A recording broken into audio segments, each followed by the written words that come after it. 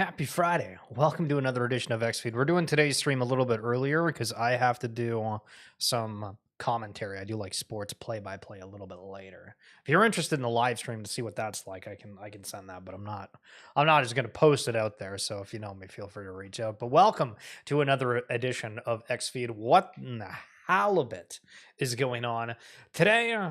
We are going through several different articles that are highlighting what happened with Rekt Drinks, and nothing necessarily bad happened with Rekt Drinks, but the aspect of them going from a Web3 based IP NFT to now becoming a drink brand that could be in stores near you soon. Kind of a wild story. Going to go into that along with Nouns DAO. I saw a post earlier today of somebody talking about it. I thought, hey, you know what? Maybe we should go down the rabbit hole and look at the collection that was selling for thousands upon thousands of dollars. Every single day, a new one was hitting the market. Then they went over into the esports scenes. We'll look and see at how much money they ended up making back in the day and all that good stuff. I'm going to, go over and give some different opinions here and there. But if you guys are tuning in for the first time, I'd love for you to stick around. If you got any friends that are interested in this space, that would be absolutely amazing if you let them know that we do this live stream every single day. And usually we're trying to keep them around like 4 or 5 p.m. Eastern. But today, again, we're going a little bit sooner. Honored to partner with my friend Gabriel to take over the exciting future and ownership of Heavy Metal Collection. Not to pat myself on the back or anything, and anybody could have made this comment themselves, but I've been saying for the past couple of weeks, we are going to be seeing more mergers, acquisitions, all of the sort of things that we see, because there's people with a lot of investments within certain collections that have kind of been in limbo here and there. If you don't know what heavy metal is, basically it was these little characters that were supposed to turn into something that was bigger, and clearly this is the one of one variant for the Dookie Dash Key, that Mongrel, the Fortnite Pro 1. That was one of the biggest headlines back before. But once they completed the initial game for this, there was supposed to be more to it. There was it seemed ultimately like a falling out. The collection was given away to Faraway. I don't know if Faraway actually did anything with it.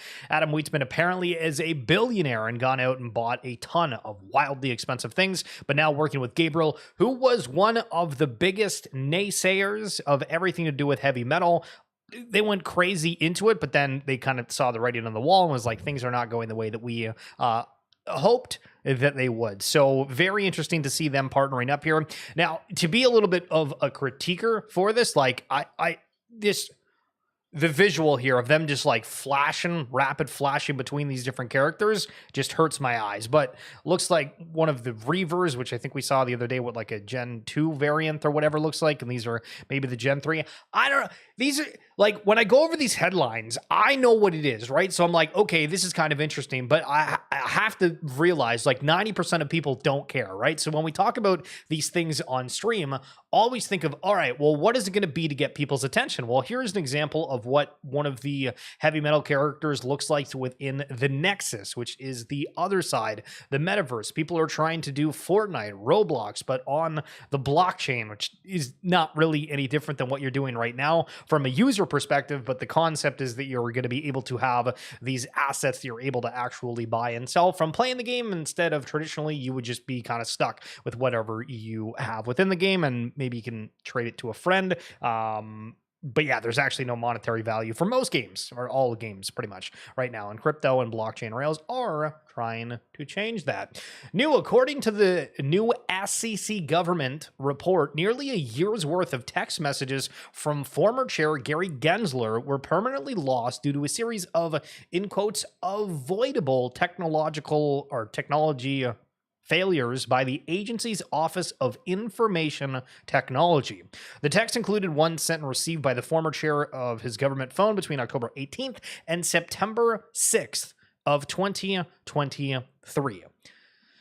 So let's pause for a moment and make an assessment of the situation. So first of all, Gary Gensler's account is now called Gensler Archive. We've got 427,000 followers for this. Securities Commission exchange within the US. There was all these talks about debanking within crypto, and from individuals to businesses to everything under the sun. It seemed like there was a choke point 2.0 is what they labeled it against the entire industry, where people are saying, hey, there's a lot of individuals within the United States of America that want to do stuff within this industry, and they're kind of, going around these certain loopholes. Where on my interview with Pons, as an example, he said that he gave equity to holders to try to circumvent launching a token and potentially screwing something there up, even though, all the best intentions were made with it. And then we go to the administration now that's talking about crypto in such a positive light. It still is shell-shocking to look at how crazy it was. And if you guys are watching on YouTube, would absolutely love any likes or comments on the video. Same if you're watching over on X, any shares. Would love to see that out here on the timeline. Just over 4 years ago, this NFT sold for $2 million. The floor is now below 1 Ethereum. So this is a character that has a fox head and goggles, right? Who cares, right? But to give a little bit of a background, this is a collection called Nouns DAO. And every single day since it was created, there is a different noun. And so the one we looked at a second ago was a fox. This one is a pair of cherries. I thought that it was a tomato at first, and then I realized that is not the case. And there's a current bid of 0.6 ETH right now, which if ETH is at like 4K, that's like $2,000, which is, holy smokes, that's a lot. But then you look to what was just said of that one going for, a couple mil, holy smokes. And then you see on the top here that they have an ETH treasury of 3,613 ETH. So 3,613 times, we'll just say 4,200. They have a treasury for Nouns DAO of $15.1 million. So I ask you, if you were sitting on $15 million right now, what do you think the first thing you do is? Are we paying off a credit card? Are we going to buy a new fancy car? And pay with cash too? Not have to do any of these financing. True. But you can go back and you can see, so September 3rd, that one, I guess this is like a moose, a person, horse poo. I don't, I have no idea. This one sort of gives the... is this like a gamer type vibe? But you can see all of them are drastically different. This one looks like a something that a plumber would have as a profile picture if they wanted to. That looks like a rainbow with like a controller in the glasses. This one's like a cup of tea, but it's kind of got like the cow spot pack. You can see all these ones are different, whatnot, right? One noun, every day, forever. Behold an infinite work of art. Nouns is a community-owned brand that makes a positive impact by funding ideas and fostering collaboration. From collectors and technologists to nonprofits and brands, Nouns is for everyone. Build with Nouns and get funded. There's a way for everyone to get involved with Nouns, from whimsical adventures like naming a frog to ambitious projects like constructing a giant float for the Rose Parade, or even crypto infrastructure like Prop House. Nouns funds projects of all sizes and domains. So you're probably familiar with a lot of different ecosystems and blockchains having some kind of creator fund of some sort. And this is an example of, all right, well, this isn't a chain, but this is a project that people have gravitated towards. They kind of know how it works. The supply is sort of slow. It seems all right. And also, they're sitting on $15 million worth of Ethereum, and assuming ETH goes even higher, well, what does that look like? And do you get to a point where Nouns just says, hey, we're going to give a payout to holders, so if you want to, you can cash in your Noun DAO for a part of that treasury. So there's a couple different angles with that. That's kind of neat. But they do have the Nouns GG, which is a esports org. So let's say you wanted to go out there and create an esports team. You were able to create that proposal. Somebody did that with them, and scrolling on through, they ended up actually winning just under $600,000 of prize pool money throughout their esporting adventures. They were in 156 tournaments, and they saw back in 2023 at one point live viewership of 903,000 plus people that were showcasing what Nouns Esports is. Now the question for you is like, are you aware that that even existed? Do you care about that aspect? Is it kind of cool? What's the thoughts with it? But this one is kind of cool. Vibes in OCAP Games history is made with our highest card purchase ever via Golden Co. Somebody spent $12,000 for a Bunkus sketch card. And so this is a new trading card game that came through and birthed through this whole crypto blockchain gaming IP for Pudgy Penguins. And it's getting a lot of notoriety, which is very cool to see. So I want to give you a little bit of a nostalgia kick for a second, and this is going to be irrelevant for probably a large chunk of you, but back in 2000s, this is what Tim Hortons used to look like. And now, if you're not familiar, in Canada, people just absolutely hate on Tim Hortons for the quality of the food and a whole bunch of other different things. But this gives you a hit of nostalgia of back in the day, the things that we love from back in the day. So let's look at things from back in the day and do a little bit of comparison here from J-Bond. It took Pokemon cards 10 years to be recognized as a legit collectible. 10 years. Now it helped Pokemon to become a $100 billion intellectual property. It took Popmart 9 years to make Labubu a global IP. Now Labubu IP is reportedly worth 1.6 billion. Pokemon is almost 100x what Labubu is.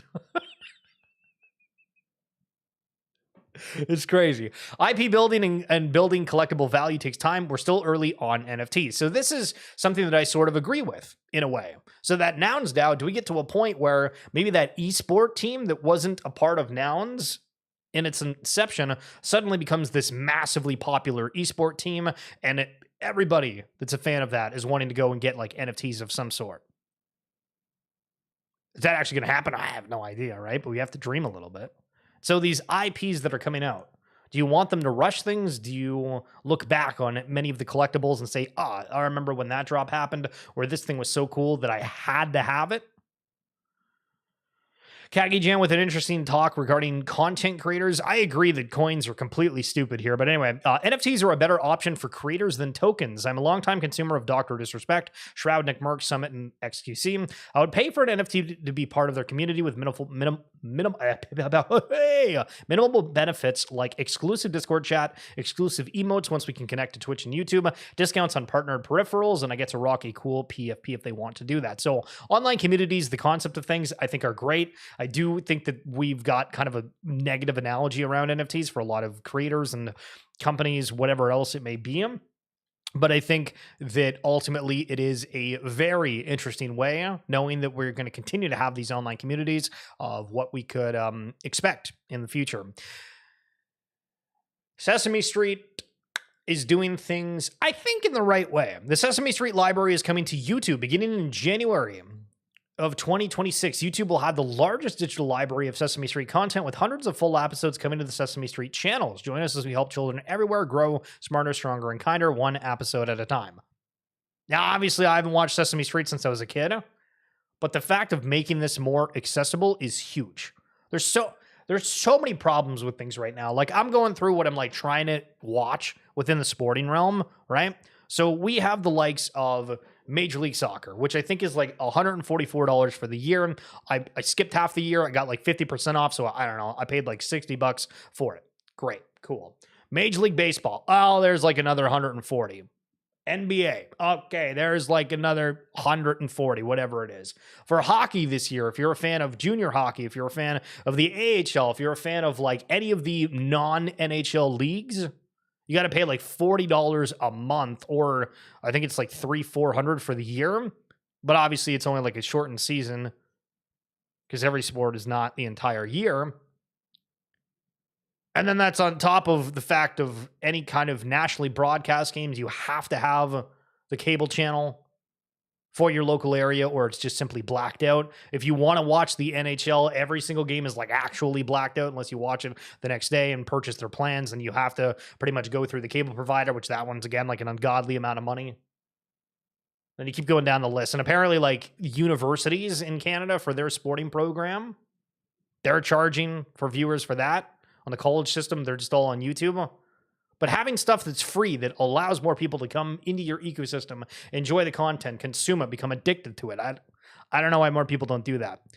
LeBron James, apparently with an ad tweet here that I'm still trying to understand what the hell this is, was up early thinking, 23 years in the league, the ups, the downs, and everything we accomplished along the way. What if I never got that first opportunity to show what I could do? #ad. what is this? I didn't even make any sense. Where is the ad? Is this some kind of like nostalgic thing? Did somebody forget to put like an image to it that made sense? And this is somebody that was just randomly tweeting at 7:15 a.m. and let's assume that they're on Pacific time. So this would have been like 3 a.m. in the morning. Maybe LeBron was having a couple of drinky poos. I have no idea. Breaking: Canada lost 66,000 jobs in August as unemployment rate increases to 7.1%. Holy sweet guacamole. Things are not great in the world. And I really do think that we're going to have kind of a big movement of people just gravitating towards anybody that's positive. I don't know if you guys use like social media a whole lot, but one thing that I've seen way more as of late is people just saying, you can do it. Have a good day. You're doing great. All these random like words of encouragement, and these accounts are all exploding. Like, I don't think people are generally happy out there. And so when you read headlines like that, I'm like, man, where do you go in the world that's like kind of positive right now? And like in my mind, I'm like, is crypto, NFTs, all that kind of stuff? Not really. I mean, there's a little bit of hope there, in like the Hunger Games, the only thing greater than fear is hope. And that's the whole premise of the story. It feels like that's sort of the same thing here.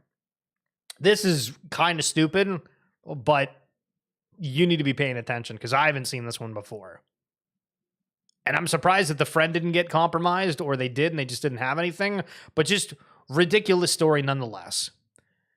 So first of all, this person called Cuba makes a post saying, everything I worked and believed in is now gone thanks to scammers. Thanks a lot. My mutant, my other deed, Azuki, G's, Gobs, Gwapes, and more. These are all just different NFT collections. All I wanted to do was jump on other side. All gone. I think it's time to take a break. Okay. So going back to it, apparently in the comments, whatever, Bo realized this guy got drained because he borrowed someone's laptop to play Other Side. They added the Rainbow browser extension. They imported the seed phrase on the borrowed laptop. That laptop had malware on it, and he was cooked instantly. Important lesson about using trusted devices and hardware wallets. I am trying to think of what length I would like be at to go to my friend and say, hey, can I borrow your laptop and enter all my seed phrases and everything within there? I don't know why the hell I would ever do that unless I just didn't have a computer and I needed access to it. And then like, even then I'd probably just go and buy something new, even if it was complete garbage, or get like a burner phone. That one's a wild one to me. That one's an absolute wild one. So the job numbers come out in the US this morning, I believe, and we're getting all these headlines out of Canada too. They're just absolutely negative. Everybody's screaming, all right, we're getting these rate cuts. Yay.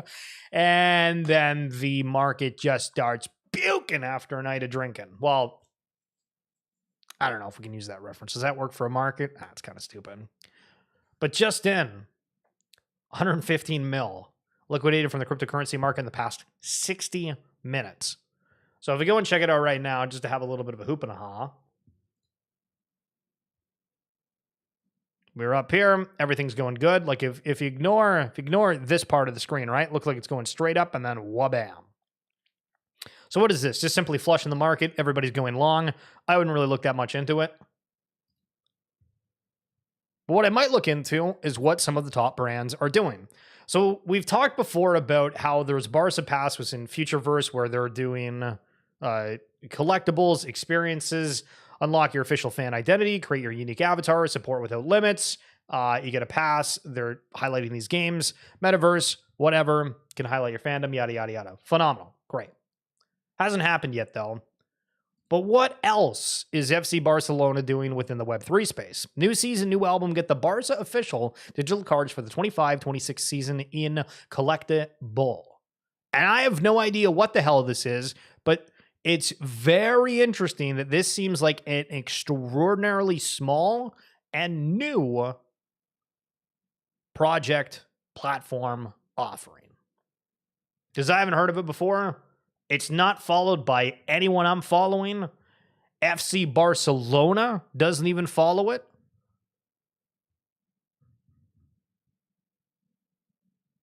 So, okay, cool, I guess. Like, if we check on this, what does it look like? Why is it something that is so brand new? Are they experimenting? Are they wanting to do their own thing? Is this another platform that has done everything? and they just happen to impress FC Barcelona. Open your packs, 2 free packs every day. What will you pull? Build your collection, collect every chapter from players to stadiums, unlock real rewards, unlock signed shirts, match tickets, and more. It shows that there's... So it says grading, and collectible cards can show wear and tear just like real world collectibles. Oh, God. I feel like that's super cringe. Is that not? Why do we want something that doesn't look absolutely perfect in a digital sense? I don't get that. That's super weird. So curious what the sort of success looks like on that front. So Pluid, which is a site that goes over and gives just different news regarding NFTs, crypto, whatever it may be.